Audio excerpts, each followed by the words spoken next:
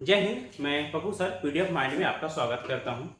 कुछ technical issue के कारण कुछ वीडियो बंद हो गया था, तो उसके आगे मैं आज पढ़ाने जा रहा हूं। तो आज का सेशन है, कल यहां तक मैं पढ़ा दिया था, मैं यहां तक बता दिया था, इसको मैं आज दोबारा से बता दे रहा हूं। तो कल कुछ टेक्निकल इशू के कारण समस्या हो गई थी, तो क्लास कल वहीं पर रोक दिया गया था, कल का क्लास। तो आज से मैं फिर से शुरू कर रहा हूँ यहाँ से। तो चलिए देर ना करते हुए शुरू करते हैं। आज कोई समस्या नहीं होगी, कल थोड़ा सा समस्या हो गई थी। तो चलिए आज शुरू करते हैं। आज शुरू करते हैं यहाँ से, जिसको पढ़ना है हम लोग को लैंगिक विविधता। लैंगिक विविधता, लैंगिक विविधता का मतलब होता है, लैंगिक का मतलब होता है लिंग। लैंगिक का मतलब होता है लिंग। लिंग जो है वो दो प्रकार का होता है, एक लड़का और एक लड़की। लिंग का मतलब होता है लड़का लड़की।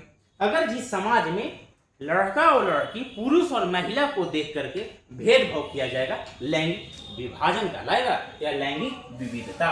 विविधता का मतलब होता है अलग मानना। लैंगिक विविधता मतलब विभाजन करना। लिंग के आधार पर हम विभाजन क्यों करेंगे समाज को? तो लिंग के आधार पर समाज का विभाजन करना ही लैंगिक विविधता कहलाता है। जैसे लिंग के आधार पर स्त्री और पुरुष के बीच जैविक अंतर को लैंगिक विविधता कहते हैं। जैविक अंतर के कहने का मतलब हो गया कि उसे भगवान बनाए हैं जी, उसको बायोलॉजिकल है। कोई इंसान लड़का लड़की थोड़े ना बना दे रहा है, बायोलॉजिकल है। तो जो बायोलॉजिकल, जो भगवान बनाए, जो बायोलॉजिकल है, उस पर समाज भेदभाव करेगा। समाज में रहने वाले लड़का लड़की के साथ भेदभाव करेगा, उसको कहेंगे लैंगिक विविधता या लैंगिक विभाजन, लिंग का विभाजन। कहने का अगर कोई एक लड़की है, एक स्त्री है, तो उसको कम अधिकार क्यों दिया जाएगा पुरुषों से? तो पुरुषों से कम अधिकार मिलना लड़कियों को लैंगिक विभाजन कहलाएगा। एक लड़का है तो ज्यादा पढ़ेगा, एक लड़की है तो कम पढ़ेगा। ऐसा क्यों करेगा? ऐसा क्यों होगा? अगर ऐसा होगा तो लैंगिक विविधता कहलाएगा, यानी लैंगिक विभाजन कहलाएगा। आगे है सराम का लैंगिक विभाजन। सराम का लैंगिक विभाजन का मतलब क्या है? सराम का लैंगिक विभाजन भी यही होता है। सराम का मतलब होता है काम करना, काम करना। तो काम करने के आधार पर, समाज में काम करने के आधार पर जो विभाजन किया जाएगा, जो विविधता पाई जाएगी, जो विभिन्नता देखी जाएगी, उसको सराम विभाजन का, सराम लैंगिक विभाजन कहा जाता है। सराम लैंगिक के मतलब, सराम के मतलब काम, लैंगिक के मतलब के लिंग, और लिंग के मतलब क्या होता है? बॉय और गर्ल्स, यानी कि पुरुष और महिला। विभाजन का मतलब होता है बांट देना। क्या होता है? बांट देना, यानी कि काम के आधार पर पुरुष और महिला को बांट देना श्रम लैंगिक विभाजन कहलाता है। जैसे कैसे? अगर लड़की है, अगर गर्ल्स है, अगर महिला है तो घर का काम करेगी, पुरुष है तो बाहर का काम करेगा। तो काम के आधार पर एक महिला को एक काम बता दिया गया है कि आपको, तुमको कौन कौन काम करना है। एक पुरुष का काम बता दिया गया है कि तुमको बाहर का काम करना है। एक महिला को एक लिमिट तक बताया गया कि तुमको घर का ही काम करना है। तो काम के अंदर, घर के अंदर सारे काम महिलाओं द्वारा किए जाते हैं। इसे ही सराम का लैंगिक विभाजन कहा जाता है। काम के आधार पर बांट दिया समाज को, तो काम के आधार पर जो समाज को बांटा जाएगा वो श्रम का लैंगिक विभाजन कहलाएगा। आगे चलते हैं। आगे महिलाओं के साथ भेदभाव का उदाहरण। महिलाओं के साथ भेदभाव का उदाहरण। आखिर महिलाओं के साथ भेदभाव क्यों किया जाता है, और महिलाओं के साथ अगर भेदभाव किया जा रहा है तो कौन कौन सा भेदभाव है, कैसे भेदभाव किया जाता है, क्यों भेदभाव किया जाता है? तो पहला है महिलाओं से घर के अंदर का काम करवाना। सही बात है, कहा जाता है कि एक महिला है कि तुम घर के अंदर रहो। एक महिला घर के अंदर ज्यादा खूबसूरत लगती है। घर के अंदर दरवाजे से बाहर अगर पाँव निकला तो कहा जाता है कि महिलाओं के लिए अशुभ चीज माना जाता है। ऐसा पहले माना जाता था अब ऐसा नहीं माना जाता है। पहले माना जाता था कि एक महिला अगर है तो घर के चौखट में रहो, चौखट के अंदर रहो, घर के अंदर रहो, तो पर्दे में अच्छी लगती हो। महिलाओं को पहले बोला जाता था कि तुम पर्दे में अच्छी लगती हो, तुम घर के अंदर ही रहो, घर से बाहर नहीं निकलो। और जो नई नवेली खास करके जो दुल्हन आती थी उसको घर के अंदर रखा जाता था, पर्दे में रखा जाता था, क्योंकि वो ज्यादा खूबसूरत लगे। ऐसा कुछ है नहीं, ऐसा समाज गांव बांट देता है कि लोग महिला है तो ये घर के काम करेगी। तो महिलाओं में जो भेदभाव किया जाता है वो इस तरह से किया जाता है। पहला है महिलाओं से घर के अंदर का काम करवाना, कह दिया ये फिक्स है। शादी ब्याह हुआ, नई नवेली दुल्हन आई, उसको कह दिया कि कनाई तो अपने घर वाला काम करिए, पूरा बाहर निकलना नहीं है। तो कनाई भी सोचे लगे कि अच्छा सही बात है, हम तो घर के काम करें तो हमको ज़्यादा आराम है। और महिलाएं, अक्सर महिलाएं सोचती है, चाहती है कि हमको घर का काम करने को मिले, जब उसको भी होता भी जो चाहती है उसे मिल जाता है बेचारी को। दूसरा है महिलाओं की साक्षरता दर को कम होना, सही बात है। कम पढ़ लिख रही है महिला लोग, लड़कियां लोग, तो भेदभाव का ये भी तो उदाहरण है। महिलाओं को कम पढ़ाया जा रहा है, बेटी है तो कम पढ़ोगे, बेटा है तो ज्यादा पढ़ेगा, वो ज्यादा पढ़ेगा कमा कर खिलाएगा बुढ़ापा में माँ बाप को।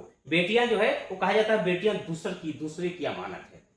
बेटियां को अगर हम ज्यादा पढ़ा लिखा देंगे तो दूसरे की अमानत है, दूसरे के घर चली जाएगी। मेरे घर तो रहने आई नहीं है, भगवान मेरे घर सब दिन जिंदगी भर रहने के लिए तो नहीं भेजे, मेरे घर में सिर्फ पैदा हुई है, हम तुमको पढ़ा लिखा कर बड़ा कर देंगे और उतना ही पढ़ाएंगे जितना से तुम्हारा शादी ब्याह हो जाए। हम उतना ही पढ़ाएंगे जितना से तुम्हारा जीवन चल सके, उतना नहीं पढ़ा देंगे जो तुम किसी दूसरे की अमानत हो, तुम तो चली जाएगी दूसरे के घर, तो हम उतना नहीं पढ़ाएंगे। एक लड़का है तो बेटा को ज्यादा मान्यता दिया जाता है, ज्यादा भाव दिया जाता है, बेटा को ज्यादा पढ़ाया जाता है। क्यों? क्योंकि बेटा दूसरे की अमानत नहीं है। माँ बाप को ही पता होता था पहले कि बेटा है तो कमा कर खिलाएगा हमको। अब तो समाज सुधर गया ना, अब तो समाज में शिक्षित लोग इतना हो गए कि बेटा हो या बेटी हो सबको बराबर का दर्जा दिया जा रहा है, सबको बराबर पढ़ाया जा रहा है। बेटा लोग तो अक्सर नालायक निकल जाता है, लेकिन बेटी जो है नालायक नहीं निकलेगी। तो बेटियां पर ज्यादा ध्यान दिया जा रहा है आज के समाज में। एक्चुअली बोलिए। तीसरा है महिलाओं को पुरुष की तुलना में कम वेतन देना, सही बात है। महिलाओं को जहां काम करवाया जा रहा है, कंपनी में, फैक्ट्री में मजदूरी करवाया जाता है, वहां पर पुरुषों के अलावा पुरुषों की तुलना में महिलाओं को कम पैसा दिया जाता है। अगला है लड़की को जन्म देने से पहले हत्या कर देना। हाँ, जन्म देने से पहले, जिसको कहा जाता है भ्रूण हत्या। भ्रूण हत्या, अब भ्रूण हत्या लड़की है।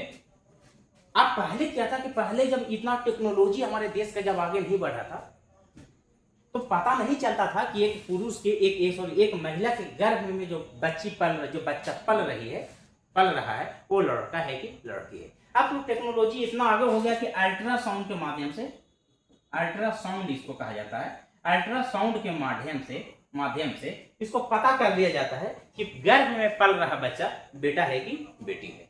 अगर बेटी है तो भ्रूण हत्या, उसको हत्या कर दिया जाए। भ्रूण क्या मतलब क्या होता है कि गर्भ में पल रही, अभी उसका जन्म नहीं हुआ है, वो माँ के गर्भ में ही है, वो अभी बच्चा पूरी तरह से बना नहीं है, उसका शरीर का बॉडी का बनावट जो है अभी तैयार नहीं हुआ है। जैसा जो बच्चा जन्म लेता है उस तरह का बॉडी अभी उसके गर्भ में बना नहीं है, वो सिर्फ भ्रूण बन चुका है, पूरा विकसित नहीं किया है उसका बॉडी एक बच्चा को गर्भ में। तो माँ के गर्भ में जो बच्चा पूर्ण रूप से विकसित भी नहीं होता है, वो भ्रूण के रूप में होता है, उसी को मार दिया जाता है दवा खिला करके, उसी को कहा जाता है भ्रूण हत्या। तो लड़की को जन्म देने से पहले, जन्म नहीं लिया, वो दुनिया में आया भी नहीं है अभी, वो माँ के गर्भ में नहीं है और गर्भ में है उसको मार दिया गया, और जब मार दिया गया तो उसी को कहते हैं भ्रूण हत्या। अगला है लिंगानुपात का कम होना। लिंगानुपात का कम होना, सही बात है। लिंगानुपात जो है वो 1000 लड़का पर लड़कियां का निकाला जाता है। लिंगानुपात जो है कहा जाता है कि 1000 बॉय पर कितना लड़कियां हैं। अगर लिंगानुपात कहें कि भारत का जो लिंगानुपात है 946 के आसपास है, तो 946 कितना पर आया? 1000 लड़का पर 946 जो लड़की है, अभी 946 जो लड़कियां हैं, इसी को कहा जाता है लिंगानुपात। क्या कहा जाएगा? लिंगानुपात। लिंगानुपात हमेशा लड़कों की संख्या पर निकाला जाता है, लेकिन लड़कियों की संख्या को ही लिंगानुपात कहा जाता है। देखिए, अगर लड़का की संख्या अगर 1000 है, लड़का की संख्या 1000 है, लड़की की संख्या अगर 946 है, तो एक क्यों नहीं कहा गया कि लिंगानुपात 1000 है? लिंगानुपात 946 ही क्यों कहा गया? क्योंकि लड़का की संख्या ही, बॉय की संख्या ही 1000 माना जाता है, और लड़की का जो संख्या, इसके तुलना में 1000 की तुलना में जितना संख्या आएगा वही लड़की का संख्या माना जाएगा। और जो लड़की का संख्या माना जाएगा, जो लड़की का संख्या होगा, उसी को कहते हैं लिंगानुपात। क्या कहेंगे? लिंगानुपात, इसी को कहते हैं लिंगानुपात। तो प्रति 1000 पुरुषों पर महिलाओं की कुल संख्या को लिंगानुपात कहते हैं। इसको मैं समझा दूं, इसको मैं समझा रहा हूं, ध्यान से समझिए। लिंगानुपात, लिंगानुपात कहा जाता है प्रत्येक 1000 पुरुषों की संख्या पर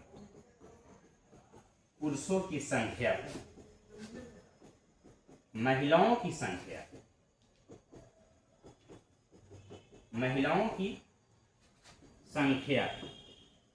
को लिंगानुपात कहते हैं।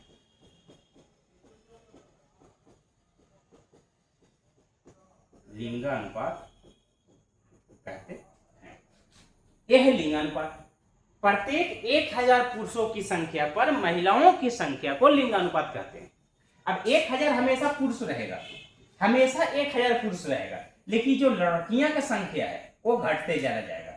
कभी 942 है, 946 है, कभी 950 हो जाएगा, कभी 947 हो जाएगा। तो ये जो संख्या जो घट रहा है, जो बढ़ रहा है, यही लिंगानुपात है। लिंगानुपात 1000 को नहीं मानेंगे, लिंगानुपात लड़कियों की संख्या को मानेंगे। लड़कियों की संख्या को ही लिंगानुपात कहा जाता है। चलो बोलिए आगे। नारीवादी किसे कहेंगे? अब बहुत इजी टॉपिक है, अब बहुत जल्दी सब क्लियर हो जाएगा। नारीवादी अधिकारों और अवसरों के मामलों में स्त्री और पुरुष को बराबरी को मानने वाला व्यक्ति नारीवादी कहलाता है। सिंपल सी बात है, एक व्यक्ति महिला के अधिकार और पुरुष के अधिकार को बराबर मानता हो। कहने का मतलब हुआ कि जितना अधिकार पुरुषों को है उतना अधिकार महिलाओं को भी है। तो पुरुषों और महिलाओं के अधिकार को, बराबर अधिकार को नारीवादी कहते हैं। नारीवादी व्यक्ति जो व्यक्ति महिलाओं और पुरुषों को बराबर का अधिकार को मानता हो और बराबर का अधिकार देने की बात करता हो, नारीवादी व्यक्ति कहलाएगा या नारीवादी कहलाएगा। एक नारीवाद होता है, एक नारीवादी होता है। तो यहाँ कह रहा है नारीवादी। तो जैसे नारीवादी जैसी कहा ना, तो कहने का मतलब हुआ कि किसी व्यक्ति के बारे में तुलना कर रहा है, एक किसी व्यक्ति को बात कर रहा है। दादा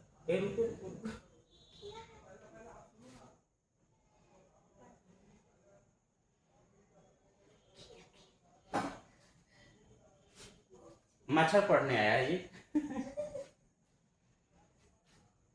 तो जैसे नारीवादी कहेगा, नारी व्यक्ति कहने का मतलब कि वो किसी व्यक्ति के बारे में बता रहा है। तो अधिकार और अवसरों के मामलों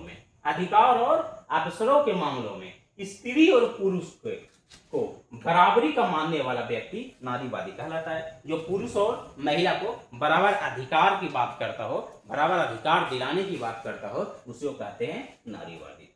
अगला है नारीवादी आंदोलन। व्यक्तिगत पारिवारिक जीवन और सार्वजनिक मामलों में महिलाओं के लिए समानता प्राप्त करने के उद्देश्य से महिलाओं द्वारा किए जाने वाले आंदोलन को नारीवादी आंदोलन कहा जाता है। सिंपल कह रहा है कि नारीवादी आंदोलन उसको कहेंगे जो व्यक्तिगत पारिवारिक जीवन और सार्वजनिक मामलों में महिलाओं के लिए समानता प्राप्त करने के उद्देश्य से महिलाओं द्वारा किए जाने वाले आंदोलन को नारीवादी आंदोलन कहता है। अपने परिवार के लिए, अपने समाज के लिए, अपने अधिकारों के लिए जो महिलाओं के द्वारा जो आंदोलन किया जाएगा, जो नारियों के द्वारा जो आंदोलन किया जाएगा, वो नारीवादी आंदोलन कहलाएगा। अपने अधिकार के लिए ना, अपनी समाज के लिए ना, अपने पारिवारिक जीवन के लिए ना, अपने स्वयं के लिए ना, तो ऐसे अधिकार को जो अपने अधिकार के लिए लड़ा जाए, जो समाज के लिए लड़ा जाए, जो समाज के उद्देश्य से बात किया जाए, जो हमारे जीवन से, हमारे परिवार के जीवन से, और अपने हित के लिए जो आंदोलन करेंगे, जो अपने हित के लिए जो सरकार के खिलाफ आवाज उठाएंगे, उसको नारीवादी कहते हैं, नारीवादी आंदोलन कहते हैं। नारीवादी आंदोलन जो महिलाओं ने किया है, महिलाओं ने अपने अधिकार के लिए आंदोलन किया, महिलाओं ने सरकार को बताया कि तुम हमारे साथ गलत कर रहे हो, महिलाओं ने बताया कि हमारा भी व्यक्तिगत जीवन है, हमारा भी पारिवारिक जीवन है, हम सार्वजनिक मामलों के लिए, हम अकेले अपने लिए नहीं, हम औरों के लिए लड़ाई लड़ रहे हैं, और औरों के लिए सरकार के खिलाफ आवाज उठा रहे हैं, औरों के लिए, समाज के लिए हम सरकार के खिलाफ आवाज उठा रहे हैं। उसको, और जो आंदोलन करेंगे सरकार के खिलाफ अपने हित के लिए, समाज के लिए हित के लिए, परिवार के हित के लिए, वही आंदोलन कहलाएगा नारीवादी आंदोलन। और नारीवादी आंदोलन इसलिए कहलाएगा क्योंकि महिलाओं के द्वारा चलाया गया आंदोलन है, और महिलाओं के द्वारा चलाए गए आंदोलन को ही नारीवादी आंदोलन कहा जाता है। आगे चलते हैं, कुछ इंपॉर्टेंट है नोट में, इसको क्लियर कीजिएगा। सर्वप्रथम इंग्लैंड 1918 में महिलाओं को वोट देने का अधिकार प्राप्त हुआ। अब बताइए, दुनिया का इंग्लैंड यानी कि ब्रिटेन, इंग्लैंड का मतलब क्या हुआ? ब्रिटेन। अब दुनिया का ब्रिटेन एक पहला ऐसा देश था जो महिलाओं को कहा कि चलो तुम वोट दे सकते हो, वोट देने का अधिकार तुमको दे रहे हैं, वयस्क अधिकार। जिसका उम्र 18 साल है या 18 साल से ऊपर है और वोट देने का काबिल है, चलो तुमको वोट देने का अधिकार देते हैं। भारत में तो, बिहार में तो महिलाओं को वोट देने का अधिकार है, 18 साल में वोट दे देता है, लेकिन अपने अधिकार को नहीं पहचानती है या नहीं पहचानता है, अपने अधिकारों को अच्छी तरह से नहीं पहचान पाता है भारतीय बिहार के महिलाएं या पुरुष लोग। पैसा के दम पर वोट को, अपने अधिकारों को पैसा की नोट पर, पैसा की दम पर अपने अधिकारों को बेच देता है। तो इंग्लैंड में सर्वप्रथम, ब्रिटेन में सर्वप्रथम वयस्क महिलाओं को वोट देने का अधिकार प्राप्त हुआ, और कब हुआ? 1918 में। कब हुआ? 1918 में। भारत की लोकसभा में महिला प्रतिनिधियों की संख्या 59 है। 59 भारत के लोकसभा में महिला प्रतिनिधि, मतलब भारत के लोकसभा चुनाव में, जब लोकसभा चुनाव में जो महिला सांसद है, महिला सांसद है, और महिला सांसद की जो संख्या है वो 59 है। कितना है? 59 है। ग्रेट ब्रिटेन में 19.3%, ब्रिटेन में 19.3%, यूएसए में 16.3%, इटली में 16.1%, आयरलैंड में 16.2% महिला प्रतिनिधियों की संख्या है। अब इस देश में भी जो पॉलिटिशियन हैं, जो राजनीतिक पार्टियां हैं, वो ब्रिटेन में इतना, यूएसए में इतना, इटली में इतना और आयरलैंड में इतना, मतलब इतना महिलाओं को राजनीतिक दल दूसरे देशों में भी अधिकार दे रहा है चुनाव लड़ने के लिए, महिलाओं को सशक्त बनाने के लिए, महिलाओं को आगे बढ़ाने के लिए दूसरे देशों में भी महिलाओं को प्रतिनिधि बनाया जा रहा है, राजनीतिक में आगे बढ़ने का एक मौका दिया जा रहा है। आगे चलते हैं, चलिए चैप्टर समाप्त हो गई है, लेकिन इसके आगे कुछ ऑब्जेक्टिव जो क्वेश्चन है मैंने स्लाइड बना के रखा है, तो आज मैं इसको क्लियर कर दे रहा हूँ। ऑब्जेक्टिव क्वेश्चन और आंसर हम लोग को पढ़ना है हाली जो हम पहले भी बता चुके हैं, 1 लाइनर टाइप का होगा, तो हाली हम लोग चलते हैं। पहला क्वेश्चन है, क्वेश्चन नंबर पहला है कि सामाजिक विभाजन को संभालने के संदर्भ में इनमें से कौन सा बयान लोकतांत्रिक व्यवस्था पर लागू नहीं होता है। आप ध्यान सुनिएगा, 1 लाइनर है, आपका पीडीएफ हम भिजवा देंगे, ठीक है। पहला क्वेश्चन कहता है कि सामाजिक विभाजन को संभालने के संदर्भ में इनमें से कौन सा बयान लोकतांत्रिक व्यवस्था पर लागू नहीं होता है। कहने का मतलब सामाजिक विभाजन है, समाज विभाजन जो हो रहा है उसको रोकने के लिए कौन सा जो व्यवस्था है लोकतंत्र में शामिल नहीं है। 1 मिनट रुकिए।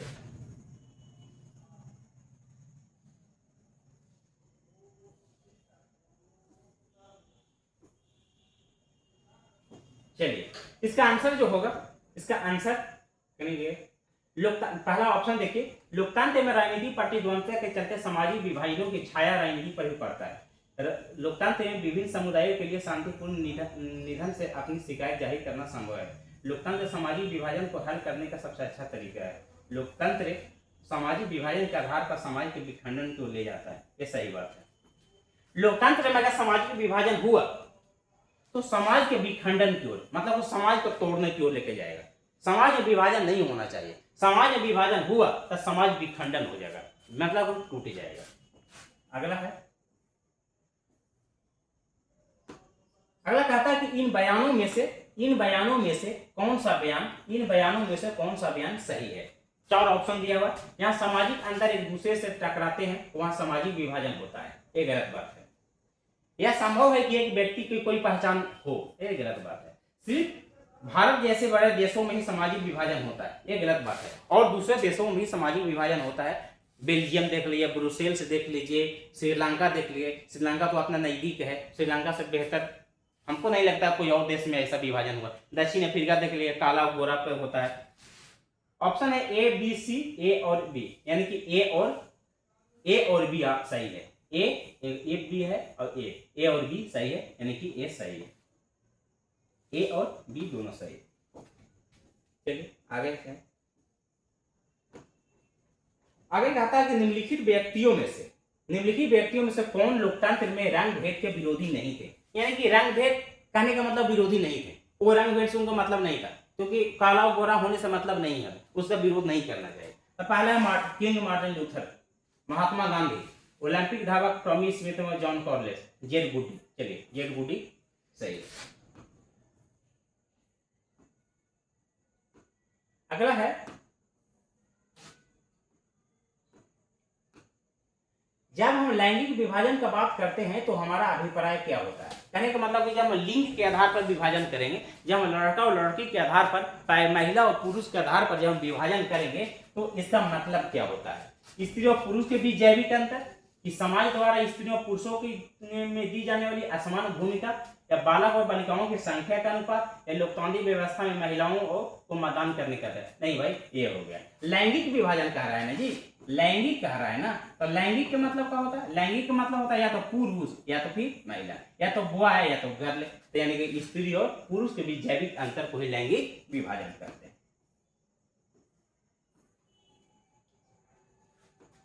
आगे है, भारत में यहाँ औरतों के लिए आरक्षण की व्यवस्था है। कहाँ?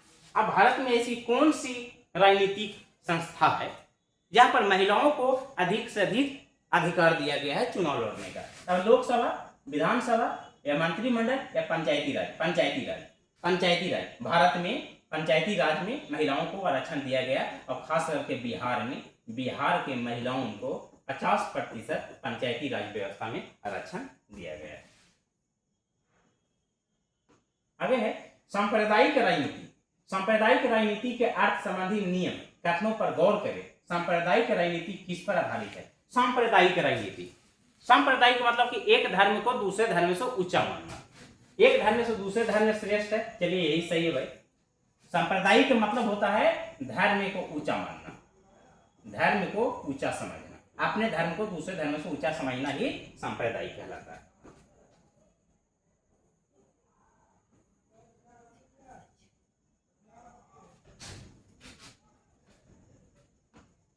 आगे है, भारत में संविधान के बारे में इनमें से कौन सा कथन गलत है।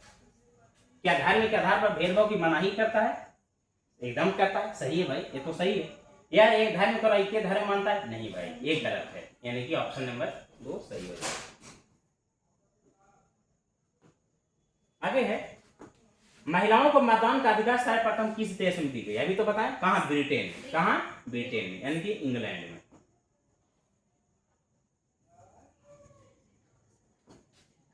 आगे है, निम्न में से कहां सामाजिक विभाजन का आधार भाषा था। मतलब भाषा के आधार पर कहां समाज को बांट दिया गया। तो बेल्जियम में डच और फ्रेंच। डच शायद 20% था और फ्रेंच जो था वो 80% था। आगे है, अंतर्राष्ट्रीय महिला दिवस की घोषणा किस वर्ष की गई थी। 1975 में अंतर्राष्ट्रीय महिला दिवस की घोषणा। अब वन लाइनर है, वन लाइन में क्वेश्चन समाप्त हो रहा है, अब ऑप्शन वाला नहीं है, तो इसका आंसर यही है। अंतर्राष्ट्रीय महिला दिवस की घोषणा किस वर्ष की गई थी। तो 1975 में। दिखाई नहीं दे रहा है तो इसको बड़ा कर दे रहा हूं। चलिए अगला है, किसने कहा था। इसका ऊपर और है ना, अरे 2 है। चलिए देखिए, पहला है कि अंतर्राष्ट्रीय महिला दिवस की घोषणा किस संस्था ने किया? तो संयुक्त राष्ट्र संघ 1975, इसको कहे थे यूएनओ, यूनाइटेड नेशन ऑर्गेनाइजेशन। अंतर्राष्ट्रीय महिला दिवस, अंतर्राष्ट्रीय महिला दिवस 8 मार्च को मनाया जाता है। क्या मार्च को? 8 मार्च को। तो 8 मार्च को अंतर्राष्ट्रीय महिला दिवस की घोषणा संयुक्त राष्ट्र संघ ने पहली बार 1975 में किया था। दूसरा है, फ्रेंच भाषी समुदाय ने ब्रुसेल्स में बहुमत का गठन किया था। तो आंसर ही नहीं है, नहीं लिखा है। चलिए इसको बाद में बताते हैं। किसने कहा था कि धर्म को कभी भी राजनीति से अलग नहीं किया जा सकता है? तो महात्मा गांधी। महात्मा गांधी कहें कि धर्म को कभी भी राजनीति से अलग नहीं कर सकते हैं, कभी भी धर्म को राजनीति से अलग नहीं कर सकते। इसका आंसर होगा फ्रेंच भाषी समुदाय ने ब्रुसेल्स में बहुमत का गठन किया था। क्या? 1975 में। क्या? 1975 में। आगे है, क्षेत्रवाद की भावना के एक कुपरिणाम क्या हो सकता है? क्या नाम है? क्षेत्रवाद की भावना। क्षेत्रवाद मतलब कि हम किसी और जगह से आते हैं, आप किसी और जगह से आते हैं, और दोनों क्षेत्रों में असमानता नहीं। हम कहें कि मेरा जगह अच्छा है, आप कहें कि मेरा जगह अच्छा है। तो क्षेत्रवाद की भावना, क्षेत्रवाद की भावना एक परिणाम क्या हो सकता है? अलगाववाद के, मतलब कि अलगाववाद आ जाएगा। दोनों व्यक्तियों के विचारों में मतभेद होगा, दोनों व्यक्ति एक दूसरे के विचार से सहमत नहीं होगा, दोनों अलग हो जाएंगे, उसी को कहा जाता है अलगाववाद। सांप्रदायिक राजनीति किस पर आधारित है? तो सांप्रदायिक राजनीति जो है वो धर्म पर आधारित है। हम बताएं तो सांप्रदायिक कहते हैं किसको है? अपने धर्म को दूसरे धर्म से श्रेष्ठ मानना, अपने धर्म को दूसरे धर्म से ऊंचा मानना, क्या कहलाएगा? सांप्रदायिक। तो सांप्रदायिक राजनीति जो है वो धर्म पर आधारित होती है। अगला है, 16वीं लोकसभा चुनाव में महिला सदस्यों की संख्या कितनी है? तो 16वीं में 61। 16वीं में कितना है? नहीं, 16वीं लोकसभा में ना, 16वीं कब हुआ था? 59। 16वीं में 59 है, नहीं 16वीं में, सॉरी 16वीं में 61 जो 2014 में हुआ था। 2009 में जो लोकसभा चुनाव हुआ ओकरा में 59, और 1919 में जो लोकसभा चुनाव हुआ उसमें 78। तो 1919 ये 17वीं है, कैमी है? 17वीं। 17वीं लोकसभा में 78 को, और 16वीं लोकसभा में 61। जो 16वीं लोकसभा हुआ 2014 में, और 17वीं हुआ 2019 में, और 18वीं हुआ 2024 में। आगे है, इंग्लैंड में महिलाओं का वयस्क मताधिकार किस वर्ष प्राप्त हुआ? अभी तो बताएं, इंग्लैंड में महिलाओं का वयस्क मताधिकार किस वर्ष प्राप्त हुआ? 1918 में। 1918 में इंग्लैंड में पहली बार महिलाओं को वोट देने का अधिकार दिया गया। और है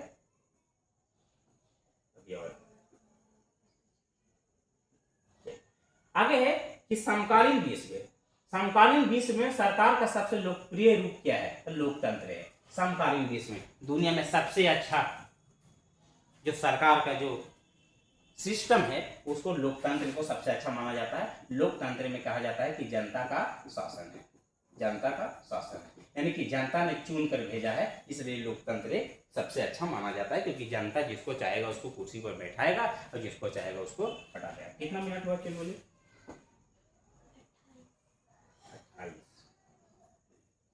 चलिए 10 मिनट क्लास और चलेगा। चलिए देखिए, पहला क्वेश्चन का कहता है, पहला है कि भारत में महिलाओं का साक्षरता दर कितना है? 64%। भारत में महिलाओं को साक्षरता दर, साक्षरता दर के मतलब कि शिक्षित महिलाएं नहीं, उतना पढ़े लिखे जो अच्छा से बोल सकती है, अच्छा से समझ सकती है, अच्छा से लिख सकती है, अपना साइन कर सकती है, अच्छा से किताबें पेपर को पढ़ सकती है। जो पढ़ना लिखना बोलना समझना जिस महिला को आएगा, पढ़ना लिखना बोलना समझना, पढ़ना लिखना बोलना समझना जिस महिला को आएगा उसको कहेंगे क्या? कि साक्षर। यानी भारत में महिलाओं की साक्षरता दर कितना है? 64%। अगला है, बिहार में पंचायती राज संस्थाओं में महिलाओं के लिए कितनी प्रतिशत आरक्षण है? 50%। पीछे बता चुके हैं कि भारत में जो पंचायत का जो चुनाव होता है, जेकरा में सरपंच बनते हैं, जेकरा में जिला पार्षद बनते हैं, जेकरा में मुखिया बनते हैं, जेकरा में पंच बनते हैं, जिसमें वार्ड बनते हैं, तो उसमें महिलाओं को 50% आरक्षण दिया गया है कि अगर पुरुष 50% प्रतिनिधि बनेगा तो महिला भी बन सकती है। अगला है, अंतर्राष्ट्रीय महिला दिवस किस तिथि को मनाया जाता है? 8 मार्च को। क्या मार्च को? 8 मार्च को अंतर्राष्ट्रीय महिला दिवस मनाया जाता है। 15वीं लोकसभा चुनाव से पहले लोकसभा में महिलाओं की भागीदारी कितनी प्रतिशत थी? 10%। क्या प्रतिशत? 10%। 10%। कह रहा है कि जब 15वीं लोकसभा जब चुनाव हुआ था, तब 15वीं लोकसभा में, कैमी लोकसभा, 15वीं लोकसभा में, 15वीं लोकसभा में नहीं दिख रहा है, देख लीजिए, ये था 15वीं लोकसभा। तब 15वीं लोकसभा चुनाव में 15वीं लोकसभा चुनाव में महिलाओं की संख्या जो थी वो कितना प्रतिशत थी? 10% थी। अगला है, संविधान का कौन सा अनुच्छेद धर्म, वंश, जाति के आधार पर किसी प्रकार के भेदभाव का निषेध करता है? तो अनुच्छेद 15। कितना? अनुच्छेद 15। अनुच्छेद 15 कहता है कि धर्म, जाति, वंश के आधार पर, नस्ल के आधार पर भेदभाव नहीं किया जा सकता। अगला, ब्रुसेल्स में 80% लोग, कितना प्रतिशत? 80% लोग किस भाषा को बोलते हैं? तो फ्रेंच। यही बताए थे कि ब्रुसेल्स एक राजधानी है, देश है। अब ब्रुसेल्स में 80% जो लोग हैं वो फ्रेंच बोलते हैं। अगला है, भारतीय संविधान के अनुच्छेद 19 में, कितना में? 19 में देश के सभी नागरिकों को कौन सा मूल अधिकार दिया गया है? तो स्वतंत्रता का मूल अधिकार दिया है। और स्वतंत्रता का जो मूल अधिकार है अनुच्छेद 15 से 35 में। और 6 मूल अधिकारों का वर्णन भारतीय अनुच्छेद के 15 से 35 में दिया गया है, जेकरा में अनुच्छेद 19 को भी रखा गया है, जेकरा में स्वतंत्रता का मूल अधिकार को दिया गया है। अगला है, श्रीलंका में सामाजिक विभाजन किस स्तर पर है? क्षेत्रीय और सामाजिक, मतलब कौन क्षेत्र से आता है, समाज से आता है। श्रीलंका में भेदभाव का आधार क्या था? भाषा, सिंहली और तमिल। सिंहली और तमिल, तो सिंहली और तमिल भाषा बोलने वाले सिंहलियों की संख्या ज्यादा था और तमिल की संख्या कम था। तमिल जो था 18%, क्या परसेंट? 18%। अब ये था 74%। तो ज्यादा संख्या होने के बाद बाकी जो था 8% या 7% वो था ईसाई, के बाकी कौन थे? ईसाई। तो सिंहली को राष्ट्रीय दर्जा दिया गया, राजभाषा की दर्जा सिंहली को दिया गया कि सिंहली की संख्या श्रीलंका में ज्यादा था। और तमिल और सिंहली में बराबर मतभेद चलता था, क्योंकि तमिल का संख्या जो था 18% था। 18% में 13% जो था वो भारत से गए। कहां से गए थे? भारत से। और 5% जो थे उसको कहे था मूल तमिल। मूल तमिल का मतलब कि वो श्रीलंका के ही रहने वाले थे। श्रीलंका के रहने वाले मात्र 5% तमिल थे और बाकी 13% भारत से श्रीलंका चले गए हैं। तो श्रीलंका में भेदभाव का आधार जो है वो भाषा है।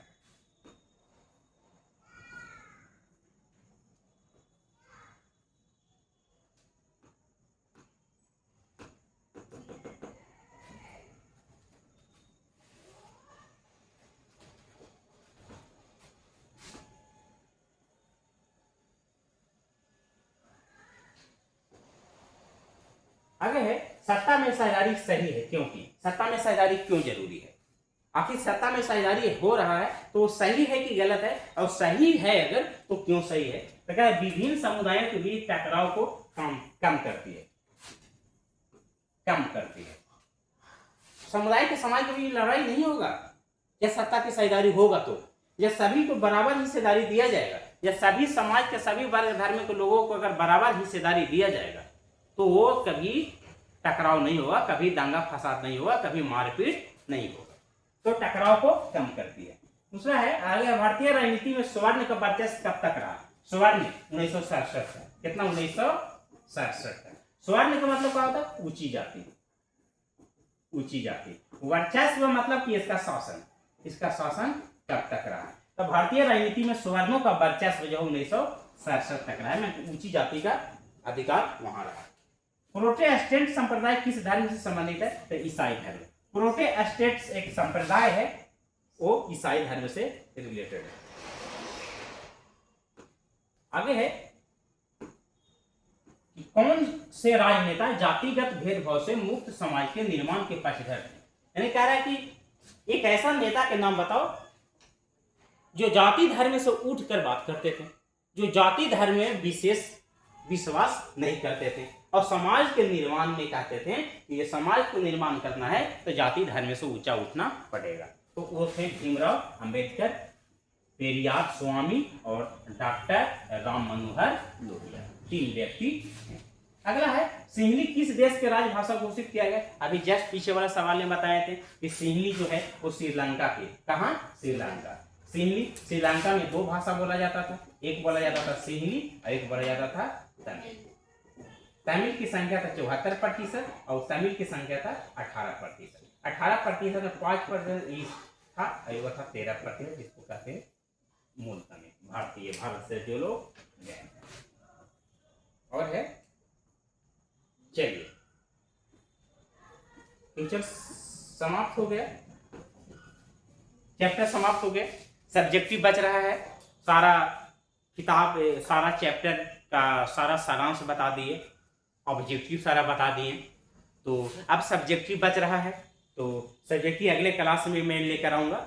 चैप्टर 1 का subjective 2 number, 3 number, 4 number, 6 number, जो 5 नंबर के क्वेश्चन पूछता है उस टाइप का मैं प्रीवियस ईयर क्वेश्चन लाऊंगा।